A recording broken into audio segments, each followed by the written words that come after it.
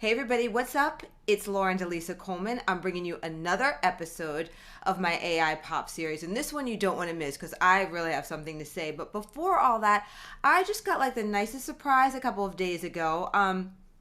Somebody who is a member of a group that I'm familiar with called Black in AI, which is kind of like it sounds, Black professionals, primarily engineers and more. Who are working in the AI space, and there's like this collective. Anyway, somebody from there like discovered, my series, and then referred somebody else in the group to look at it. And then this person was just nice enough to send me a very, just a very positive DM via Twitter. So I really appreciate that. And whoever is watching, first of all, thank you, and continue to spread the word. I'm honored because you guys are really doing and creating what it is that I'm talking about. I am more interpreting, and as the rest of I'm talking about this so that you really just don't feel intimidated by AI, no matter what your race, gender, whatever, and that you can just see ways that it is being used in things that you love inside of pop culture and more as I find them, right? So, but it's nice to, just get that little nod from, real people in the space. So thank you. I am actually recording this on Lunar New Year. So, happy Lunar New Year. And this whole 2-2-2 scenario is very important if you know anything about numerology and what twos stand for, 3 2s together. Look it up. Don't just take my word for it about just relationships and things coming to fruition, partnerships, value, that which you've been working on, unifying, coming together. I'm just really excited about all of this and more. But let's get into the tech scenario, right? So in my last episode, I mentioned that I was virtually attending, because it was only virtual, the Sundance Film Festival, which for those who may not know is probably like the premier film festival. I'll say, no disrespect to Robert De Niro and Tribeca, maybe neck and neck, but I believe, of course, Sundance is older. Robert Redford started it, for those who don't know. Anyway, they always have a killer list of films that they curate.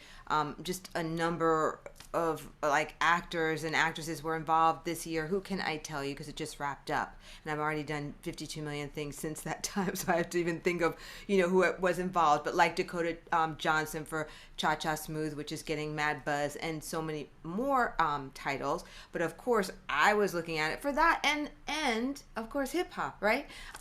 So the Kanye West documentary by Kudi and Chike, who followed him over, really, I believe it's 2 decades. So this film is coming out on Netflix. Sundance, it's going to be 3 parts, and Sundance showed just, kind of part 1. So yeah, you have to really be able to look out for this. But the film I want to talk about today, which has to do with AI and algorithms, is called TikTok Boom, obviously. So it's about TikTok. And this is going to be my little review / rant on this, because I really wanted this to be good. It is a documentary about TikTok and its impact, and how young people interact with it, and trends around it. It's important to note that the director of this film actually did Coded Bias, which, if you aren't familiar with this, look it up.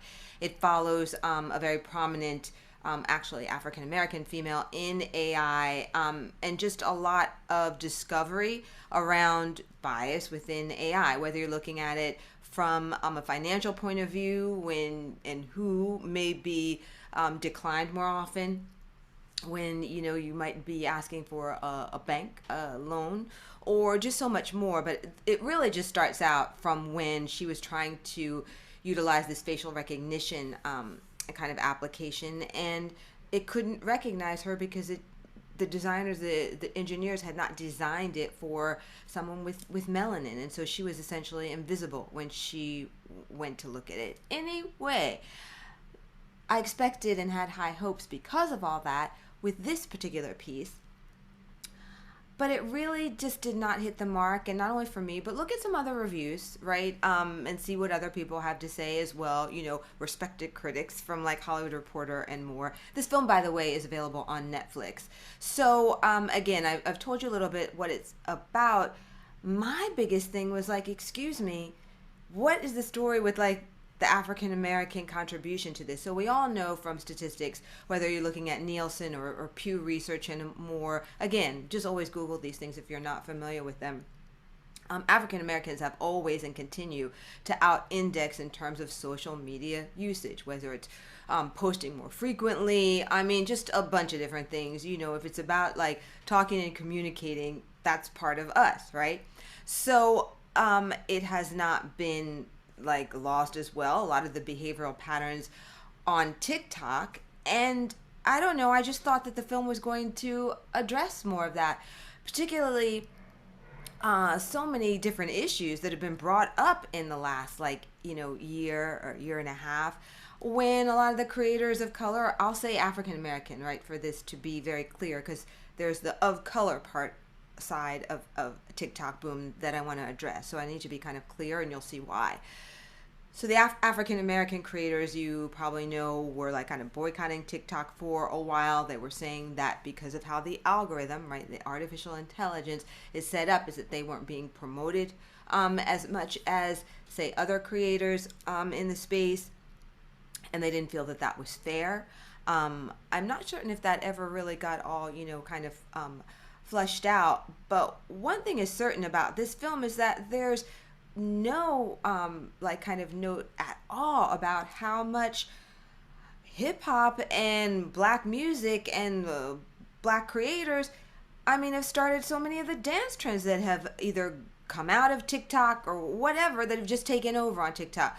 For me, I guess I started thinking about it most with like the whole like Savage and Megan Thee Stallion, kind of competition, if you will, that when it blew up over TikTok during the pandemic, and so many more.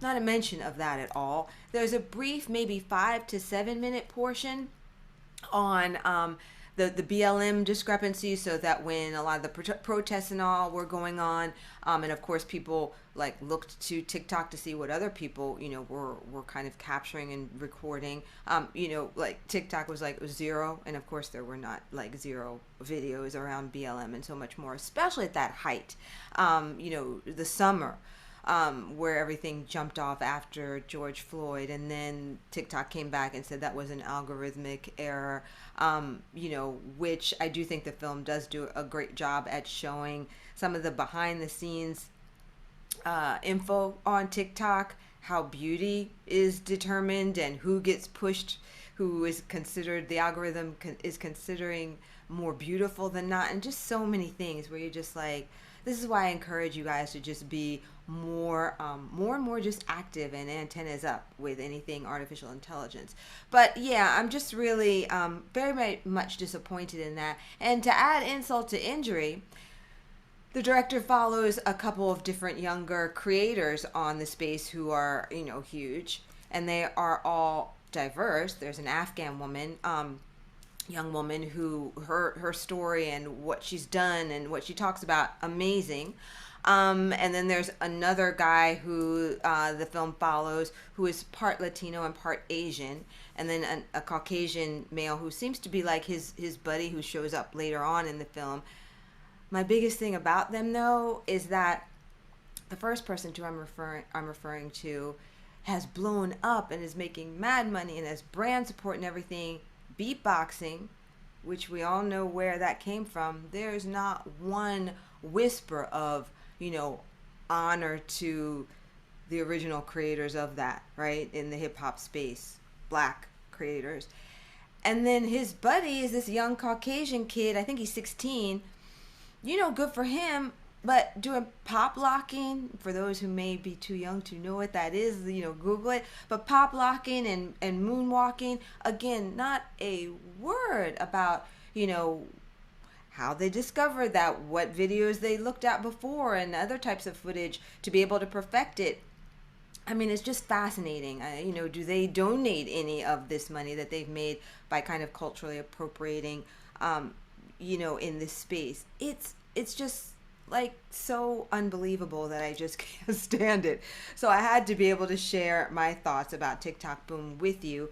It has, it's shot it very well, brings in a lot of different references. It is more or less what people were saying, about just the platform on a very basic level. I guess there's only but so much you could do in 2 hours. But this part, I think because it's so important and because of a lot of the just racial tensions in our country today and how it's so important to unify everybody, that diversity and where these things come from and how it all interacts together has to be part of the full circle, right? I saw somebody who said something on Twitter which I thought was wonderful, and I'll close with this, that this film is a perfect example of trying to be so inclusive that it's erased the people who kind of started the conversation about inclusivity, which is African Americans. So I just think it's really, really fascinating on a number of different levels. But yes, this is obviously about a platform that is massive in terms of its expertise around artificial intelligence and how ByteDance has really crafted things, so well to be able to, when you guys see that if you like this, you should like this, or this, comes up more and more and more, that the base of that is artificial intelligence, right, on a very, very basic level. So yeah, but check this film out if you have a chance. I would be so interested to see what you guys think as well. So there you have it. That is my AI pop. This is my first rant, and I'm allowed to a little bit, but I just wanted to put that out there so that people, can kind of just think and be aware when you're watching things. Not in a negative way, but let's see who else comes up with a documentary on TikTok, maybe from that point of view, or including more of that point of view, because that's not the full story. And as somebody who's always worked within media, I like a good, complete story, and I'm probably sure you do too. All right, so thanks as always for watching. You guys know I will be posting again very soon. I am Lauren Delisa Coleman for my AI Pop series. Thanks for watching.